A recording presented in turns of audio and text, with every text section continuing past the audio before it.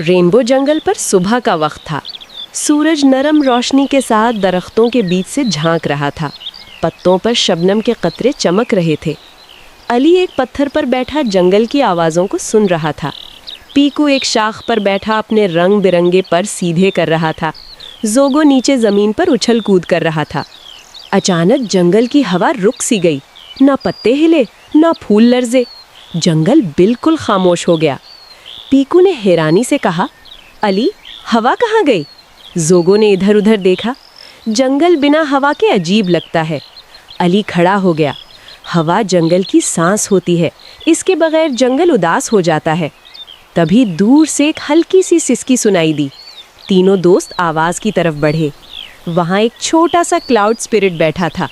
उसका नाम ब्रीजो था। उसका रंग हल्का नीला था और वो बहुत उदास लग रहा था। अली ने प्यार से पूछा, तुम क्यों रो रहे हो?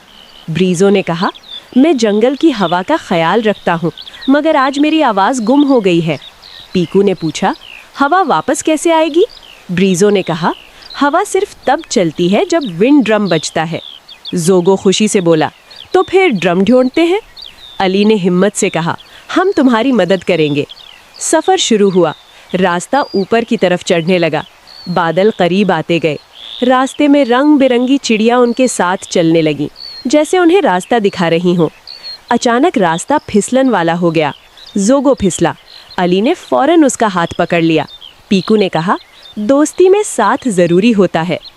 थोड़ी देर बाद वो पहाड़ के ऊपर पहुंच गए। वहाँ एक बड़ा सा वुडन ड्रम रखा था। ड्रम के गिर्द हवा का घूमता हुआ जाल था। ब्रीजो ने कहा, ये ड्रम सिर्फ खुशी से बजता है। अली ने अपनी आंखें बंद की और जंगल के खुश लम्हे याद किए।